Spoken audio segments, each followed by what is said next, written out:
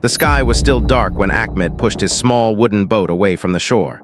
The quiet waves of the sea gently rocked the boat as he rowed farther from the sleeping village. A cold morning breeze touched his tired face, but he was used to it. For years, this had been his life. Ahmed was a poor fisherman who lived in a small coastal village. His house was old and fragile, made from wood and rusty metal sheets. Every morning before sunrise, he went out to sea with hope in his heart and worry in his mind. At home, his wife and 3 young children were still asleep. They had eaten very little the night before. The small amount of fish Ahmed caught the previous day had barely been enough to buy bread and rice. As he looked at the horizon, Ahmed whispered quietly to himself, "Today I must catch more fish." The sea was calm, almost too calm. The water reflected the faint light of the rising sun like a giant mirror. Ahmed prepared his fishing net and slowly threw it into the water. The net spread across the sea and slowly sank beneath the surface. Then he waited. Fishing required patience. Sometimes he waited for hours before pulling the net back. Minutes passed. The sun slowly began to rise. Golden light spread across the sea, painting the sky with beautiful colors. Normally, Ahmed would admire such mornings, but today his mind was heavy with worry. His youngest daughter had been sick for 2 days. She needed medicine. But medicine cost money. Money he didn't have. Ahmed sighed deeply and looked at the rope connected to the net. "Please let today be different," he whispered. After some time, he decided to pull the net. He grabbed the rope and started pulling it slowly. At first, everything felt normal. But suddenly, the rope became very heavy. Ahmed stopped. His eyes widened. "This is strange," he muttered. Usually the net felt heavy only when it was full of fish, but this weight felt different, much heavier. His heart began beating faster. Maybe it's a big catch," he said hopefully. With new energy, Ahmed pulled harder. The rope tightened and water splashed as the net slowly rose toward the surface. But something felt odd. Instead of the usual movement of fish inside the net, there was only a dull heaviness. No splashing, no struggling fish. Just wait. Then suddenly, clank, a loud metallic sound came from inside the net. Ahmed froze. That doesn't sound like fish. He pulled the net a little higher. Clank, clank. The strange metal sound echoed again. Now Ahmed looked truly confused. What could that be? Finally, the top of the net appeared above the water. Ahmed pulled it onto the boat. Water poured onto the wooden floor as the net collapsed in front of him. But what he saw inside made him frown. There were no fish. Instead, the net was filled with dozens of strange metal balls. Round, heavy, covered in rust. Ahmed stared at them in silence. What is this? He slowly knelt beside the pile and touched one of the metal balls. It was cold and very heavy. He picked one up with both hands. The surface was rough and covered with thick rust. "These aren't stones," he said quietly. They looked old, very old. Some were slightly cracked.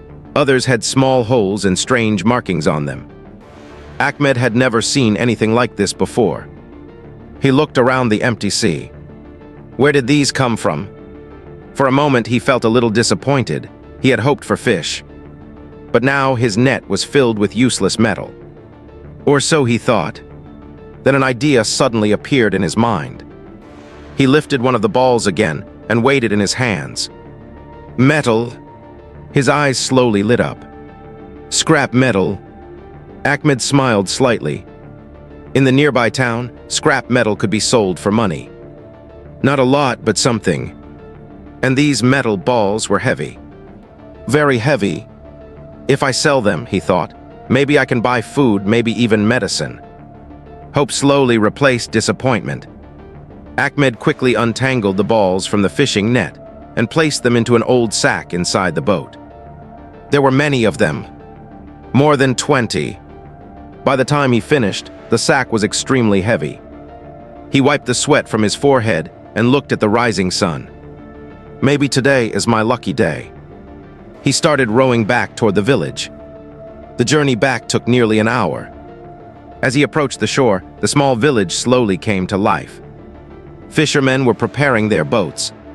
Shop owners were opening their doors. Children were running through the dusty streets. Ahmed carried the heavy sack on his shoulder and slowly walked through the narrow road leading to the market. The weight of the metal balls made his steps slow. But inside his heart, hope was growing. Maybe today his children would finally eat a full meal. He reached a small scrap shop at the corner of the market. The shop belonged to a man named Karim. Karim had been buying scrap metal from fishermen and workers for many years. Old pipes, broken tools, rusted metal pieces. He bought almost everything. Ahmed placed the heavy sack on the ground. Clunk! The loud sound caught Karim's attention. The shopkeeper looked up. "Ahmed," he said, "what did you bring today?" Ahmed smiled slightly. "Something heavy." Karim raised an eyebrow. "Fish." Ahmed shook his head. "Metal." "Metal," Karim repeated. Ahmed opened the sack and poured the contents onto the wooden table. Clank, clank, clank. Dozens of rusty metal balls rolled across the surface. Karim frowned. "What are these?" "I found them in my net this morning," Ahmed explained. Karim picked one up. It was heavier than he expected. He turned it slowly in his hands. The rust made it difficult to see clearly, but something about the object felt strange. "Where did you say you found these?" "In the sea," Ahmed replied. Karim examined another one. Then another. His confusion slowly grew. "These aren't normal scrap metal pieces." Ahmed's smile faded slightly. "What do you mean?" Karim leaned closer to the ball in his hand. The shape was too perfect, too round, and there was something else. A small circular mark near the top. His expression changed. Ahem. He placed the ball back on the table carefully. Ahmed watched him nervously. "Is something wrong?" he asked. Karim hesitated. "I'm not sure." The shop suddenly felt quiet. Karim picked up his phone. "I think we should call someone who understands these things." Ahmed felt a strange chill in his stomach. "Call who?" Karim dialed a number. "A local expert," he said slowly. Ahmed looked down at the metal balls on the table. For the first time since finding them, he felt slightly uneasy. Something about the situation didn't feel right anymore. But he didn't know why. 30 minutes later, a car stopped outside the shop. A serious-looking man stepped out. He wore gloves and carried a small metal toolbox. His name was Farid, and he was known in the region for dealing with dangerous materials. Farid walked into the shop and looked at the table. The moment his eyes saw the metal balls, his face changed. His expression turned pale. He stepped closer slowly. Then he carefully picked one up. The room was silent. Farid examined the ball for several seconds. Then suddenly, his eyes widened, and his voice exploded through the shop. "Stop!" Ahmed and Karim both jumped in shock. Farid quickly placed the ball back onto the table and stepped backward. His voice was now filled with urgency. "Don't touch those." Ahmed's heart started pounding. What is it?" Farid looked at them seriously. "These are not scrap metal." Ahmed felt his stomach drop. "Then what are they?" Farid took a deep breath. His next words would change everything. "These," he said slowly, "are old military explosives." The shop suddenly felt colder. Ahmed stared at him in disbelief. "Explosives?" Farid nodded grimly. "Yes." He pointed carefully at the rusty balls. "These are old sea mines or explosive shells, very dangerous." Ahmed's legs felt weak. "But I carried them here." Farid's voice became even more serious. "If one of those detonates, this entire market could be destroyed." Ahmed's heart nearly stopped. Just a few minutes ago, He believed he had found a blessing. But now, he realized something terrifying. He had unknowingly brought deadly explosives into the middle of the market. And the danger was far from over. The shop was completely silent. Ahmed felt as if the ground beneath his feet had suddenly disappeared. His eyes remained fixed on the rusty metal balls lying on the wooden table. Explosives. The word echoed again and again in his mind. Just an hour ago, he had carried them on his shoulder through the crowded streets of the village. People had walked past him. Children had played nearby. Shopkeepers had greeted him like every other morning. And all that time, he had been carrying something that could destroy everything around him. Ahmed slowly stepped backward. Are you sure?" he asked in a trembling voice. Farid did not answer immediately. Instead, he carefully leaned closer to the table again, examining the rusty objects from a safe distance. "Yes," he finally said, "I'm very sure." Karim swallowed nervously. "But they look so old and rusty." "That's exactly why they're dangerous," Farid replied. Ahmed's heart started beating faster. "What do you mean?"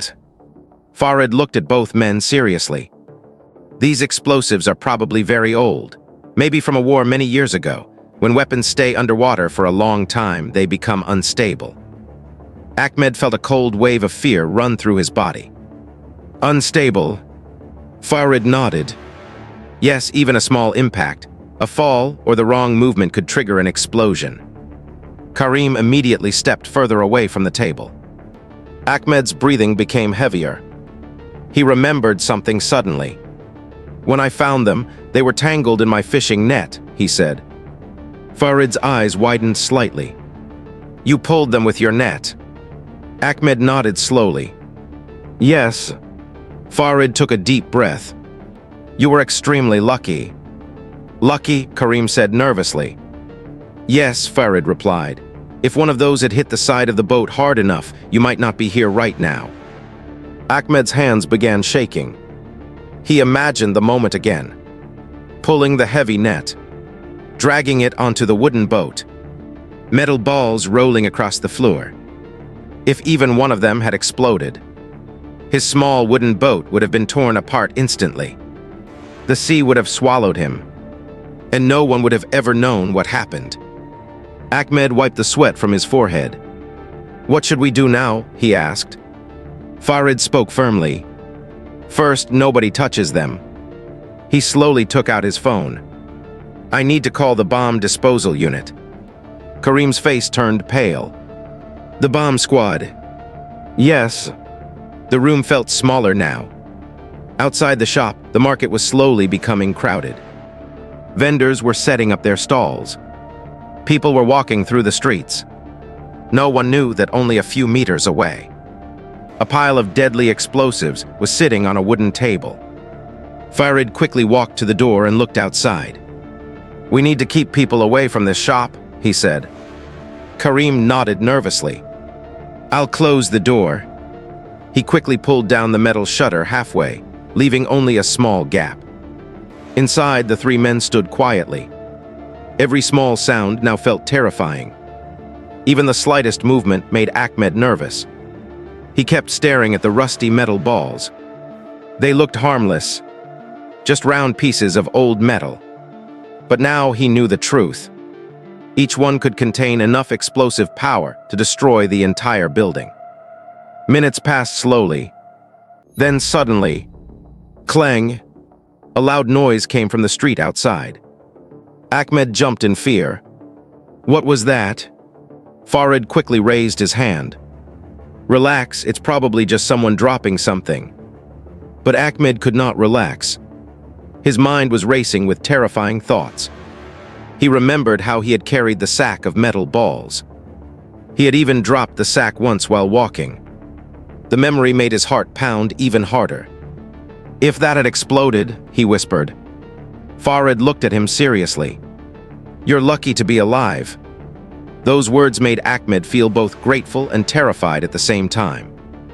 About 20 minutes later, the sound of sirens echoed through the market. Police vehicles arrived first. Two officers stepped out and quickly approached the shop. Farid opened the shutter slightly and spoke to them. The officers immediately ordered people in the area to move away. Curious crowds started forming. What's happening? Why are the police here? Did someone steal something? But the police didn't answer their questions. Instead, they began clearing the nearby shops. Shopkeepers were told to close their stores. Pedestrians were pushed further down the street. Within minutes, the busy market started turning quiet. Ahmed watched everything through the small opening in the shutter. His stomach felt tight with fear. All this chaos? Because of something he had pulled from the sea. Soon another vehicle arrived. This one was different. It was large and painted dark blue. Several men stepped out wearing heavy protective suits. The bomb disposal team had arrived. They carried special equipment cases and thick protective gloves. Ahmed had never seen anything like it before. Farid stepped outside to speak with them. After explaining the situation, 2 bomb technicians carefully entered the shop. The atmosphere became even more tense. One of them spoke calmly. "Where are the objects?" Farid pointed toward the table. The technicians slowly approached. Every movement was careful and controlled. They examined the rusty metal balls closely. One technician used a small flashlight. The other carefully checked the surface markings. After a few moments, they exchanged a serious look. Ahmed felt his heart sink. "What is it?" he asked nervously. One of the technicians turned toward him. "These are definitely explosive devices." Ahmed's legs felt weak again. The technician continued. "Most likely naval mines or old artillery shells." Karim gasped. "How powerful are they?" The technician looked back at the table. "Very powerful." He paused before continuing. "If one of them detonates inside this shop, this entire building will collapse." Ahmed felt dizzy, but the technician wasn't finished. "And if several explode together?" He looked toward the market outside. The damage could spread across the entire street. Ahmed closed his eyes. Just thinking about it made him feel sick. Hundreds of people pass through this market every day. If the explosives had detonated earlier, the destruction would have been unimaginable. The bomb disposal team began preparing their equipment. One technician carefully placed a protective container on the floor. Another prepared a robotic lifting device. Their goal was simple: remove each explosive device slowly and safely. But everyone knew something important. Bomb disposal was always dangerous. Even the smallest mistake could trigger a deadly explosion. Inside the shop, the tension was almost unbearable. Ahmed stood quietly in the corner. His eyes never left the table. The technician slowly extended the robotic arm. The metal claw carefully grabbed the first rusty ball. For a moment, everything stopped. No one breathed. No one moved. Then slowly, the device lifted the explosive from the table. Everyone waited. 1 second, 2 seconds, 3 seconds. Nothing happened. The technician carefully lowered the explosive into the protective container. The lid closed with a heavy click. One bomb was secured, but there were still many more left.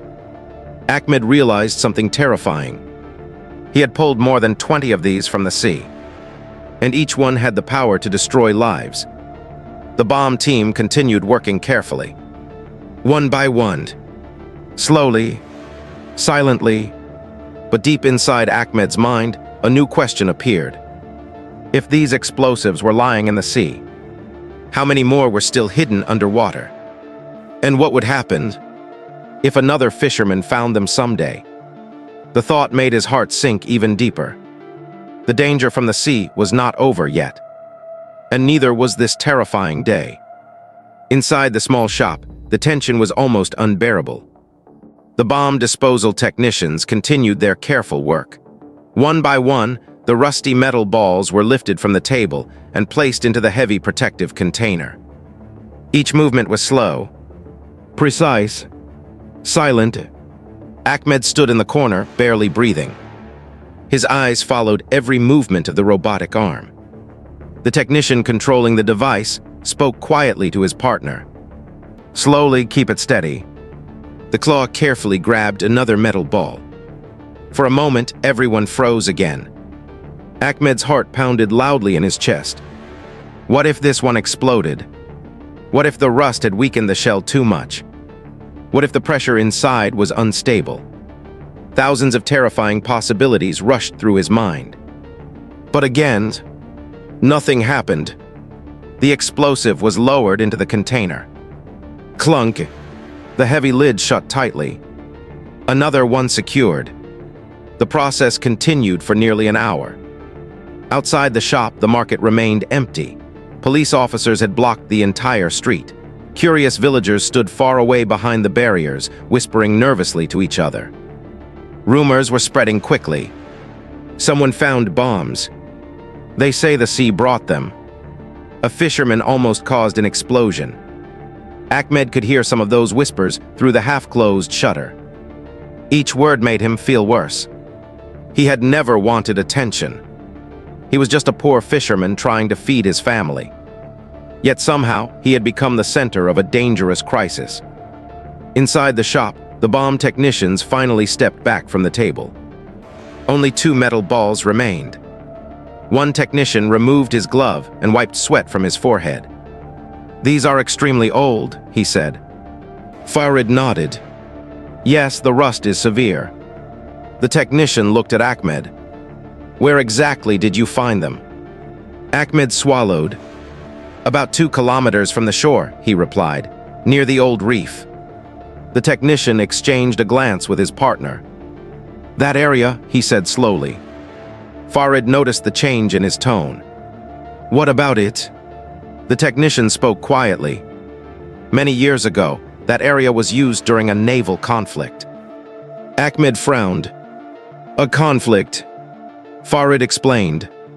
"During the war decades ago, many naval mines and explosive shells were dropped into the sea."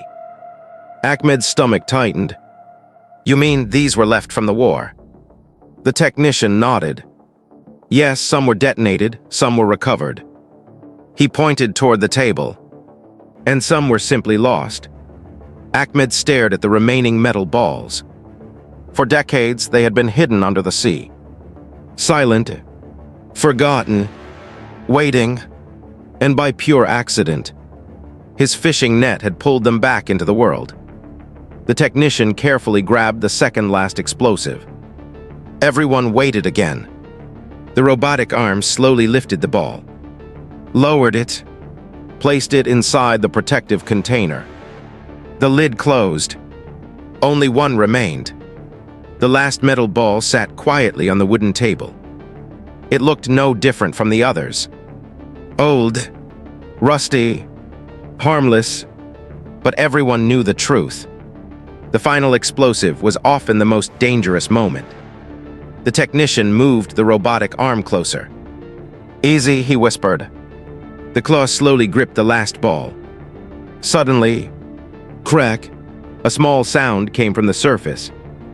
Everyone froze. Ahmed felt his heart stop. "What was that?" Karim whispered. The technician's face became serious. "Don't move," he said calmly. The rust on the surface had shifted slightly. A thin crack appeared. For a few terrifying seconds, no one spoke. No one breathed. Ahmed felt sweat dripping down his back. If the explosive triggered now, no one inside the shop would survive. The technician slowly adjusted the robotic arm. Very gently, millimeter by millimeter, the ball lifted from the table. The crack did not widen. Carefully, slowly, the device moved toward the protective container. Ahmed closed his eyes. He couldn't watch anymore. Then, clunk, the container lid closed. The technician released a long breath. "It's done." Inside the shop, everyone finally relaxed. Ahmed slowly opened his eyes. "Is it over?" The technician nodded. "Yes, all explosives are secured." Ahmed felt his legs almost collapse with relief. Farid smiled slightly. "You survived quite a day, my friend." Outside, the police began reopening the street. The bomb disposal team carefully loaded the sealed containers into their armored vehicle. They would later transport them to a safe location for controlled destruction. Villagers watched in silence as the dangerous cargo was taken away. Some of them looked at Ahmed with amazement. Others looked at him with disbelief. One man whispered, "He carried all those bombs through the market." Another replied, "And nothing exploded, that's a miracle." Ahmed didn't feel like a hero. He felt lucky, extremely lucky. After the vehicles finally left, the market slowly returned to normal. Shopkeepers reopened their stores. People began walking through the streets again. But everyone kept talking about the same thing: the fisherman and the sea bombs. Ahmed sat quietly outside Karim's shop. His hands were still shaking slightly. Karim placed a hand on his shoulder. "You know something." "What?" Ahmed asked. "You're the luckiest man in the village." Ahmed gave a tired smile. "Or the most foolish."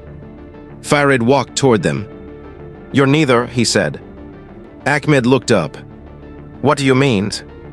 Farid sat beside him. "Today could have been a disaster." Ahmed nodded slowly. "Yes, but instead," Farid continued, "you helped us discover explosives that could have harmed many people in the future." Ahmed thought about it. If those explosives had remained in the sea, another fisherman might have found them. Another boat might have hit them. A storm might have pushed them closer to shore. The danger would always remain. But now, they were gone, removed forever. Farid stood up. "You didn't just survive today," he said. "You prevented a tragedy." Ahmed looked toward the sea in the distance. The water was calm again, peaceful, as if nothing had happened. But he knew the truth. Beneath the surface of the ocean, old secrets still slept. Forgotten weapons, silent dangers, waiting to be discovered. Ahmed slowly stood up. "Tomorrow," Karim asked, "will you go fishing again?" Ahmed looked at the horizon. For a moment, he remembered the heavy net, the metal clanking sound, the fear, the bombs. Then he smiled softly. "Yes." "Why?" Ahmed answered quietly. "Because the sea feeds my family." He paused before adding one more sentence. "But tomorrow, I hope it only gives me fish." And with that, the fisherman walked slowly back toward his small home, grateful that what he once believed was a blessing had not become a tragedy. Sometimes what looks like a blessing can hide a dangerous truth. That poor fisherman only wanted to feed his family, but the sea gave him something far more terrifying than he ever imagined. One small mistake, one wrong move, and the entire market could have disappeared in a single explosion. Life often hides dangers in the most unexpected places. And sometimes, survival itself is the greatest miracle. If you enjoyed this shocking story, don't forget to like, share, and subscribe for more unbelievable true-style stories. And remember, the ocean still holds many secrets waiting to be discovered.